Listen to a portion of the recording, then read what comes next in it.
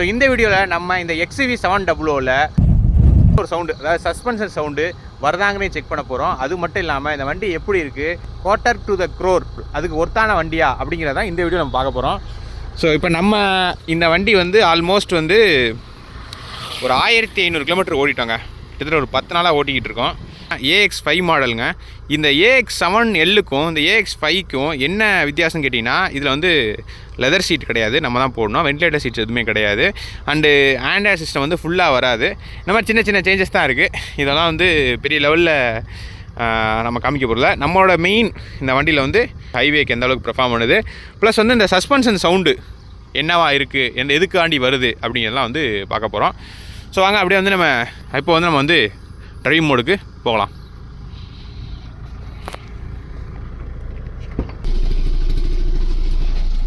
So வண்டி ஏறினோடனே first thing first என்ன பண்ணணும்னா சீட்டிங் பொசிஷனை செட் பண்ணிக்கிறோம். அப்புறம் சீட் பெல்ட் மேண்டேட்டரி. அப்புறம் OVR வந்து, அதாவது இந்த ரியர் வியூ மிரர் வந்து நமக்கு ஏற்ற மாதிரி அட்ஜஸ்ட் பண்ணிக்கலாம். ரைட், இந்த மாதிரி செட் பண்ணியாச்சு. ஸோ இப்போ வந்து இந்த வண்டி பார்த்தீங்கன்னா கிட்டத்தட்ட எடுத்து வெறும் 3 மாதம் தாங்க ஆகுது. 4600 கிலோமீட்டர் ஓடி இருக்குது. இதில் 1500 கிலோமீட்டர் கிட்டக்க நம்மளே ஓடிட்டோம். ஸோ இது வந்து ஒரு யூசர் ரிவ்யூ அந்த மாதிரி வச்சுக்கலாம். ஸோ பார்த்தீங்கன்னா இப்போ வந்து நம்ம வந்து பேசிக்காக வந்து என்ன மோடில் இருக்கோம், ஜிப் மோடில் இருக்கும். மொத்தம் 3 மோடு இருக்குங்க, ஜிப்பு, ஜாப்பு, ஜூமு. ஸோ இப்போ வந்து ஜிப் மோடில் இருக்கும். ஸோ இப்போ வந்து மைலேஜ் எல்லாம் நல்லா கிடைக்கணும், சிட்டிக்குள்ளே ஓட்டணும், பெரிய லெவலில் வண்டிக்கு வந்து அந்த டார்க்கெல்லாம் வெளில வர வேணாம், புல் இருக்க வேணாம் அப்படின்னு நினச்சிங்கன்னா ஜிப் மோடு போட்டுக்கலாம். ப்ளஸ் இதில் வந்து பார்த்தீங்கன்னா இந்த எக்கனாமிக் மோடு அப்படின்னு ஒன்று இருக்குது. இந்த எக்கனாமிக் மோடோட யூசேஜ் பார்த்தீங்கன்னா, டிரைவர்லாம் போட்டு யூஸ் பண்ணுறீங்க, ரொம்ப ரஃபாக யூஸ் பண்ணுவாங்கன்னா இதை போட்டிங்கன்னா வண்டி புல்லே இருக்காது. அது எப்படின்னா அப்படியே இந்த வண்டி இந்த எப்படி சொல்கிறது, இந்த வண்டி வந்து இந்த ஜூமுக்கும் இந்த எக்கனாமிக் மோடுக்கும் பார்த்தீங்கன்னா கிட்டத்தட்ட வேறு லெவலில் டிஃப்ரென்ஸ் இருக்கும். ஸோ அதெல்லாம் வந்து அடுத்தடுத்து நான் காமிக்கிறேன். இப்போ வந்து ஃபஸ்ட்டு வந்து ஜிப்பில் போடுறேன், ஃபஸ்ட் கியர் போடுறேன், சரிங்களா? கிளச்சிலேருந்து எடுக்கிறேன் பாருங்கள்.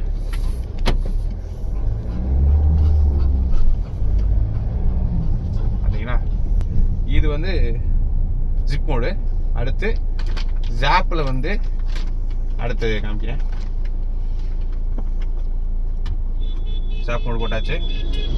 இதில் வந்து பார்த்தீங்கன்னா சேம், ஆனால் புல் இன்னும் கொஞ்சம் பெட்டராக இருக்கும். இங்கே பாருங்க, சரிதா வித்தியாசம். ஸோ என்னென்னு பார்த்தீங்கன்னா உள்ளே வந்து பின்னாடி லைட்டாக பொச்சக்குன்னு சவுண்ட் ஏறிட்டு இருக்கும். என்னென்னு பார்த்தீங்கன்னா வண்டியோட ஓனர் வந்து பின்னாடி தான் உட்கார வச்சுருக்கேன். அவர் கொஞ்சம் காமிங்க சார். நூடுல். ஸோ இவரெல்லாம் வந்து பார்த்தீங்கன்னா வண்டியோட ஓனரு. இவரை வச்சுட்டு தான் வந்து நம்ம வந்து டெஸ்ட் ட்ரைவ் பண்ணிக்கிட்டு இருக்கோம். ஸோ அதாவது அழுகிறாரு பாருங்க, ஐயோ சின்ன தங்கத்தை கடத்திட்டோம்டா அப்படிங்கிற மாதிரி இருக்கு. இப்போ ஜூம் போடுறேன், இப்போ பாருங்க, எனக்கு தெரிஞ்ச ஒரு குப்பரக்காவலு நினைக்கிறேன் வண்டிக்குள்ள. ஸோ பாருங்க, ஆல்ரெடி வந்து ரெட் கலரில் எல்லாம் மாறிடுச்சு. இங்கே பாருங்க டிஸ்பிளேல. ஸோ மோடுக்கு ஏற்ற மாதிரி ரெட் கலரில் மாறிடுது. ஸோ அப்படின்னா என்ன, மோர் பவர் வந்து வெளில வரப்போகுது. ஸோ பாருங்க, ஃபஸ்ட் கியர் போட்டாச்சு, 2 வீலர்லாம் இருக்கு. நூடுல் பால் எடுத்துட்டு ஐயா, ஒரு பால் எடுத்துருக்காரு ஐயா. எப்பயா பால் எடுத்தீங்க? ரைட்டு, சரிங்க. இன்னொரு வண்டி வருது, ஓட்டம். ஸோ இப்போ வந்து ஜூமில் வந்து எடுக்க போகிறோம். லட்சம் காலம் எடுக்கிறேன் பாருங்கள். புல்ல வண்டி ஆஃப் ஆயிடுச்சு பாருங்க, ஏன்னா அந்தளவுக்கு வந்து புல் ஓவராக இருக்குது. கார் போய்கிட்டோம்.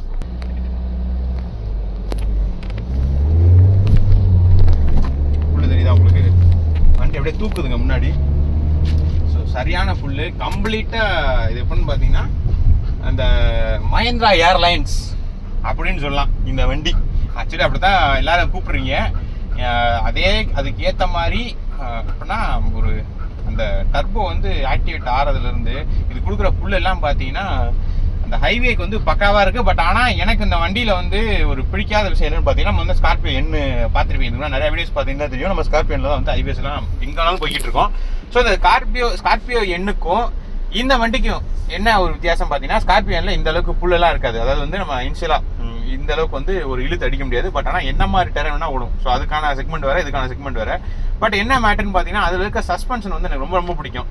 இப்போ இதுக்கும் அதுக்கு என்ன டிஃப்ரென்ஸ் பார்த்தீங்கன்னா, இப்போ ஒரு சின்ன சின்ன பள்ளத்தில் வரும்னு வச்சுக்கோங்களேன், இதில் ஏதோ வந்து பொட்டுன்னு எனக்கு வந்து நாய்ஸ் வந்துக்கிட்டே இருக்கு.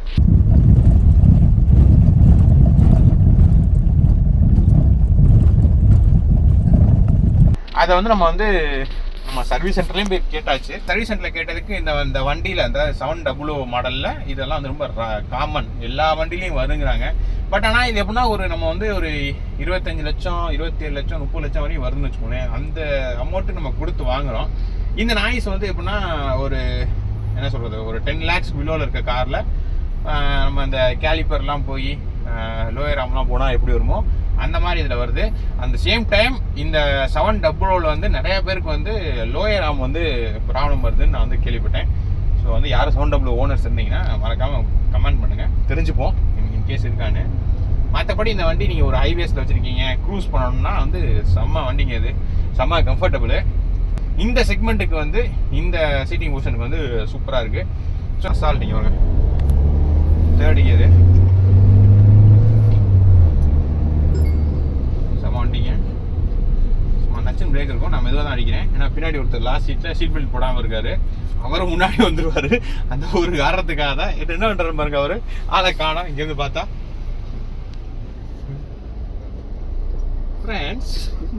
ஃப்ரெண்ட்ஸ் இருக்கீங்களா?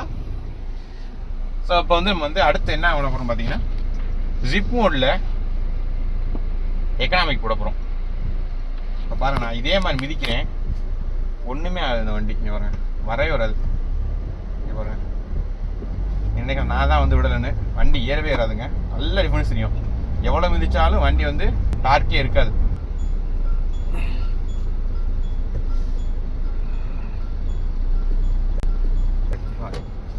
ஸோ இந்த வண்டியோட இன்ஜின் ஸ்பெசிஃபிகேஷன் போடுறேன், நீங்களே ஒரு வாட்டி பாருங்கள்.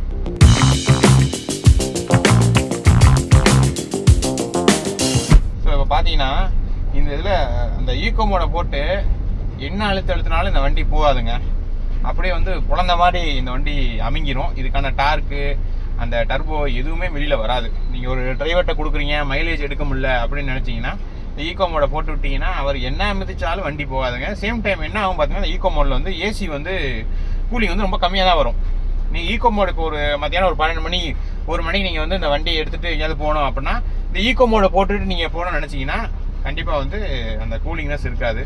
ஸோ நார்மலான மோடில் போட்டுட்டு எல்லாம் சில் ஆனதுக்கப்புறம் தான் நீங்கள் வந்து இந்த ஈகோ மோடு போட முடியும். ஸோ அந்த மாதிரி இருக்குது. ஹைவேஸில் வந்து நீங்கள் வந்து நார்மலாக வந்து பொறுமையாக ஓட்டிங்க, ஒரு 60 to 80 மெயின்டைன் பண்ணிங்கன்னா நல்லா மைலேஜ் கொடுங்க. 21 வரைக்குமே கொடுக்குது.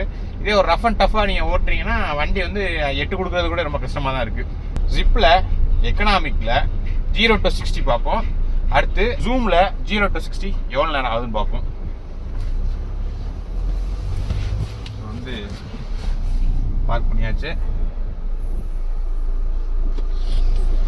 ஸோ கீழே டைமிங்கோட நான் போடுறேன் பாருங்கள். கொஷன் பண்ணியாச்சு. எனக்கு ஃபுல்லே இருக்காது, என்ன மினி மிதிச்சாலும் போகாது.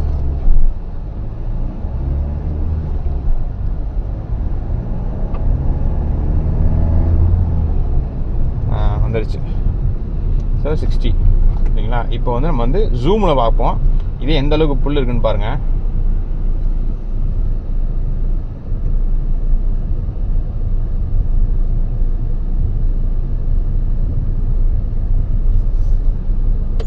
ஸோ இப்போ வந்து பார்த்தீங்கன்னா எக்கனாமிக் எடுத்து விட்டாச்சு. ஜூம் மோடுக்கு வந்து மாத்திரம். இதில் கஸ்டம் மோட்ஸ் இருக்குது. நீங்கள் கஸ்டம்ஸ் வந்து நீங்கள் செட் பண்ணணும், எந்த மாதிரி வரணும் டார்க் பண்ணணும்னு. இப்போ ஜூம் மோட் ஆக்டிவேட் ஆகிடுச்சு. ஸோ வந்து பார்த்தீங்கன்னா 0 to 60 பார்க்க போகிறோம். சைடில் எல்லா வண்டி கிளியர் ஆகிக்கிட்டோம். போய்ட்டோம். ஸோ போகலாமா? இங்கே வரேன், ஃபுல்லாக பாருங்க.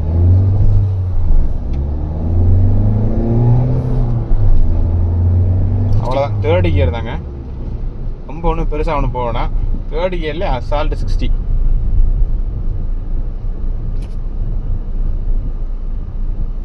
பட் ஆனால் இதில் வந்து நீங்கள் மைலேஜ் வந்து ஒன்றுமே எதிர்பார்க்க முடியாது, செம்மையாக ட்ராப் ஆகும். இன்ஜின் காம்பவுண்ட் பார்ப்போம்.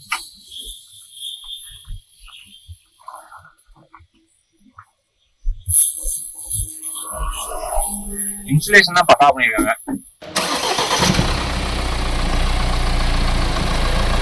ஸோ பார்த்தீங்கன்னா இன்ஜினோட ரிஃபைன்மெண்ட்டு பயங்கரமாக பண்ணியிருக்காங்க அந்த வண்டியில். கதவை மூடணும்னா ஒன்றுமே கேட்காது. நான் இப்போ வந்து இன்ஜின் சவுண்டு கூட காமிச்சிருப்பேன். இன்ஜின் நான் எப்படி இருக்குன்னு பாருங்கள். பெரிய லெவலில் சவுண்டே இருக்காது.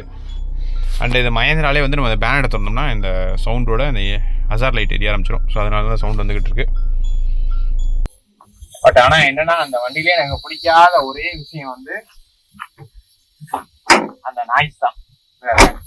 பள்ளத்துல உடையில வந்து லைட்டா பொட்டுனே விழுந்துகிட்டே இருக்கு. இது வந்து எப்படின்னா ரொம்ப ரொம்ப ரொம்ப கொஞ்சம் இரிட்டேட்டே ஆகுதுன்னு சொல்லலாம். ஏன்னா நம்ம வந்து கிட்டத்தட்ட 25 லட்ச ரூபா கொடுத்து ஒரு வண்டி வாங்குறோம்னா அதோட வந்து இந்த பொட்டு விழுகிறது வந்து என்ன மாதிரி இருக்கும்னு வந்து இந்த ஓட்டையில தான் அந்த ஃபீல் தெரியும்.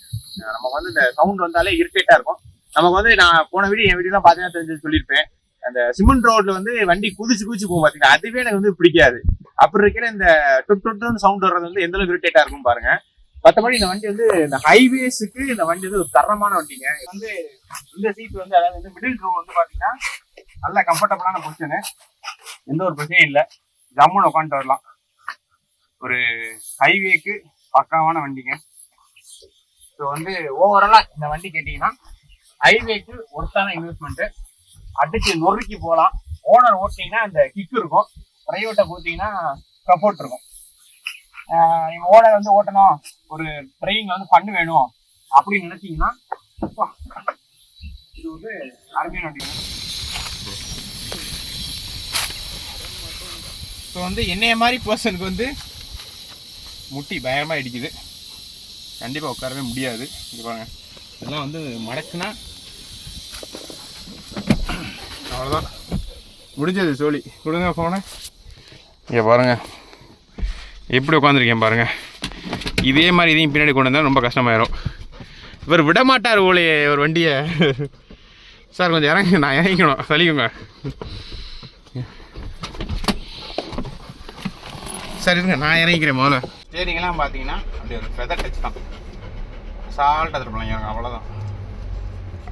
ப்ரெஷரைஸ் பண்ணவே வேணாம், சால்ட்டாக திரும்ப. AX7L வாங்கினீங்கன்னா சின்ன சின்ன சேஞ்சஸ் இருக்குங்க அந்த AX பைக்கும் அதுக்கும். என்னென்னு பார்த்தீங்கன்னா இந்த மெமரி சீட்டிங் பொசிஷன் வரும் இந்த இடத்துல. ப்ளஸ் வந்து பார்த்தீங்கன்னா ஆட்டோமேட்டிக் கிளைமேட் கண்ட்ரோல் வரும். அப்புறம் வந்து பார்த்தீங்கன்னா டயர் ப்ரெஷர் மானிட்டரிங் சிஸ்டம் வரும். ஒரு லெதர் சீட் வரும், அந்த ஆல்ரெடி சொன்ன மாதிரி வென்டிலேட்டர் சீட் அதிலே வந்துடும். மற்றபடி வந்து ஓவராலாக பார்க்கல பெரிய சேஞ்சஸ் கிடையாது, மைண்ட் சேஞ்சஸ்ஸு. இன்கேஸ் வந்து நம்ம சிட்டிக்குள்ளே தான் ஓட்டுவோம், நமக்கு வந்து அந்த வென்டிலேட்டர் சீட் வந்து ரொம்ப அவசியமாக தேவைப்படும்னு நினச்சிங்கன்னா கண்டிப்பாக வாங்கலாம். ஏன்னா வென்டிலேட்டர் சீட் வந்து நான் வந்து ஸ்கார்பியனில் யூஸ் பண்ணதுக்கப்புறம் தான் தெரிஞ்சு அதோட ரியல் பர்பஸ். ஒரு நல்லா ஸ்வெட்டிங்கான இடத்துலேருந்து இறங்கிட்டு மறுபடியும் அந்த வண்டியில் ஏறிட்டு அந்த வென்டிலேட்டர் சீட் ஆன் பண்ணால் தான் வந்து அந்த ஒரு வண்டிக்கு ஒரு ஃபுல்ஃபில்லே ஆகுது, ஒரு திருப்தியாக இருக்குது. அப்பா என்ன ஒரு கம்ஃபர்ட்ரா அப்படிங்கிற மாதிரி இருக்குது. இந்த வண்டியில் ஏன் கொடுக்கலன்னு தெரில, இது கொடுத்துருந்தா இந்த வண்டி இன்னும் கொஞ்சம் சூப்பராக இருந்திருக்கும் இந்த AX5. ஏன்னா இவ்வளோ கொடுத்துட்டாங்க, வென்டிலேட்டர் சீட்டும் கொடுத்துருந்தா பயங்கரமாக இருந்திருக்கும்.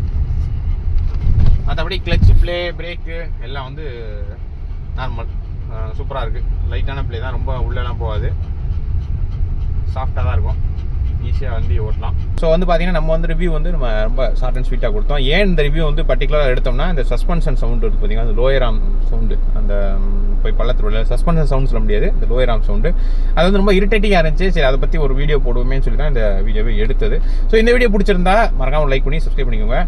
கூட பெல் ஐகானை ப்ரெஸ் பண்ணி நோட்டிஃபிகேஷன் போட்டுக்கோங்க. அடுத்தடுத்த வீடியோஸ் வந்துகிட்டே இருக்குது. வேறு ஒரு வீடியோவில் வேறு ஒரு கண்டென்ட்டில் பாய்.